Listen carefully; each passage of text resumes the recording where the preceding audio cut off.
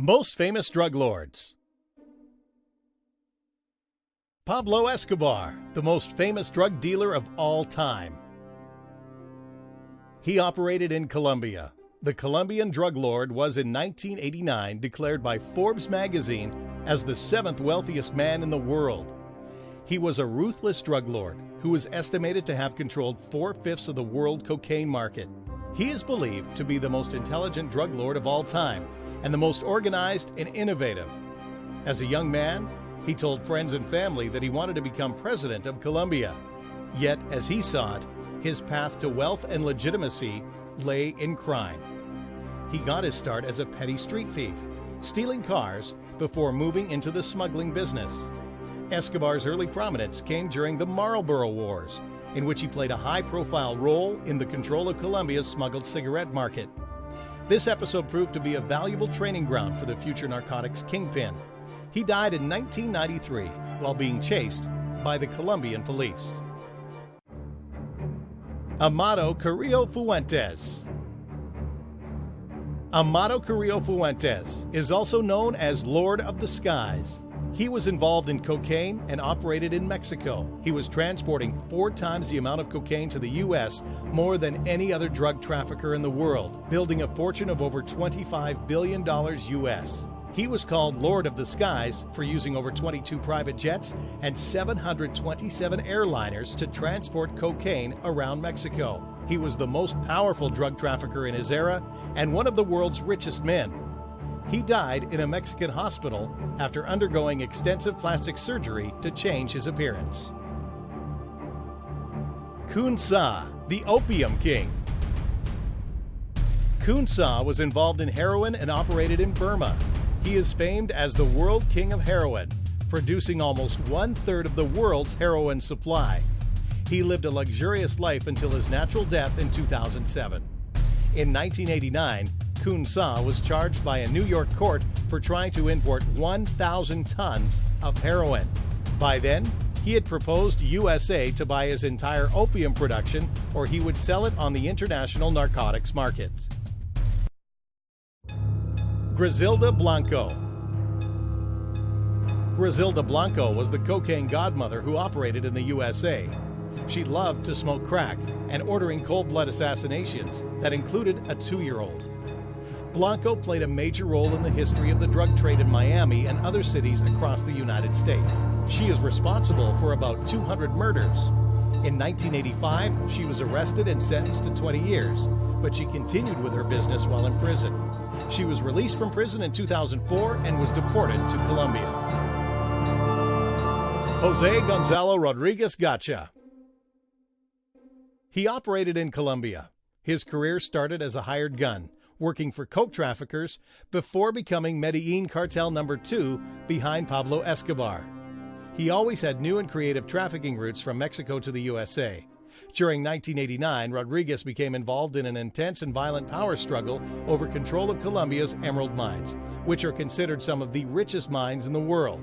Both Pablo Escobar and Rodriguez were implicated in the slaying of popular presidential candidate Luis Carlos Galán on August 18, 1989, who was considered likely to be elected Colombia's next president. He died in 1989 after a gunfight with the Colombian police. Carlos Leder. He operated in the Bahamas. Leder is popularly known to have made 2 major contributions to the drugs trade. He co-founded a drug cartel known as Medellin that is the most violent and profitable drug cartel in history. Leder is of mixed German-Colombian descent, his father a German engineer and mother a Colombian schoolteacher. He also upgraded the transportation and distribution of drugs from drug mules to pop planes from Colombia to the USA via the Bahamas. In Leder's vision, much greater quantities could be transported directly by small private aircraft with far less risk of interception. Using a small stolen plane and a professional pilot, they began to fly cocaine into the U.S. via the Bahamas, increasing their financial resources and building connections and trust with Colombian suppliers, while spreading money around among Bahamian government officials for political and judicial protection. Their unconventional method of drug smuggling began to gain credibility. Arturo Beltran Leyva, boss of bosses. He was the leader of Beltran Leyva Cartel, a Mexican drug trafficking organization that was involved in the production and transportation of cocaine, heroin, and marijuana. The gang has been blamed to be involved in contact killing, kidnapping, torture, and human trafficking in Mexico. The Beltran Leyva gang's current alliance with the Zetas followed a bitter split in early 2008 with their distant relative Joaquin El Chapo Guzman, the most famous Mexican trafficker of all. The battles between the rivals are among the bitterest in the current drug wars. Frank Lucas, Superfly. Frank Lucas was a heroin dealer and a boss of an organized criminal gang. His country of operation was the USA, where he operated in Harlem in the late 1960s and early 1970s. He was known for buying heroin direct from the sources, where he smuggled and stored it in coffins of dead American servicemen. This huge profit margin allowed him to buy property all over the country, including office buildings in Detroit and apartments in Los Angeles and Miami. He also bought a several thousand-acre ranch in North Carolina on which he ranged 300 head of Black Angus cattle, including a breeding bull worth $125,000. Lucas grew up in rural North Carolina during the depths of the Great Depression. Many Americans in the rural South were poor at this time, but most African Americans suffered the deepest poverty. Lucas spent much of his early youth looking after his younger siblings and getting into trouble. He has claimed that the one incident that sparked his life of crime was witnessing the murder of his cousin. He was only 6 years old when 5 members of the Ku Klux Klan, shrouded in sheets and hoods, showed up one night at the shack where he was living. The men killed Lucas's 13-year-old cousin on the spot, claiming he had looked at a white woman in a flirtatious way. But like much of the folklore surrounding Frank Lucas, investigators have never uncovered evidence to support his claim. His career was notoriously dramatized in the 2007 film American Gangster. He was arrested in 1975 and sentenced to 70 years in prison. El Chapo Guzman. Born in Mexico, Joaquin Guzman Loria entered the drug trade as a teenager. Nicknamed El Chapo, he founded the Sinaloa cartel in 1989, over time building it into an immensely profitable global drug trafficking operation. Known for his violent actions and powerful influence, Guzman has twice orchestrated daring escapes from maximum security prisons in his home country.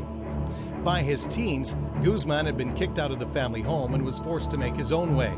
With little schooling in his background, he eventually found himself following his father's path, growing marijuana for small amounts of cash. Guzman coupled that success with serious muscle. He established gangs with names such as Los Chachos, Los Texas, Los Lobos, and Los Negros to protect his empire. Over the years, Guzman's men have been accused of committing more than 1,000 murders throughout Mexico, the casualties including both incompetent henchmen and rival bosses. In 1993, Guatemalan authorities arrested Guzman and extradited him to Mexico, where he was convicted and sentenced to a maximum security prison for 20 years. Even behind bars, however, Guzman maintained his power. Through bribes, he arranged for conjugal visits and was largely allowed to run his drug operation. With his near-mythical lore already established in Mexico, many villages in his home district saw Guzman as a Robin Hood-like figure. His legend grew in 2001 when, with the help of bribed prison guards, he escaped prison via a laundry cart. A federal investigation led to the arrest of 71 prison employees, including the warden. On the lam, but not out of the drug business, Guzman only tightened his control and expanded his fortunes over the next decade and a half. In 2009, Sinaloa was reportedly pulling in $3 billion annually, putting Guzman's net worth at around $1 billion. That earned him the number 701 ranking on the Forbes list of the world's richest people.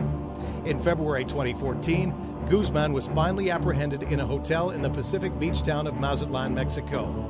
Declining requests by American officials to have Guzman extradited to the United States, Mexican President Enrique Peña Nieto voted that Guzman wouldn't escape again.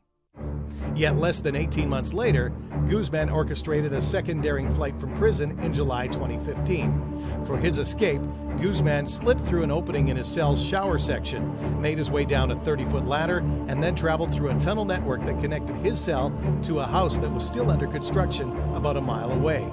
On October 17, 2015, Guzman was reportedly injured on his face and leg when escaping a failed military manhunt to capture him in the mountains of northwest Mexico.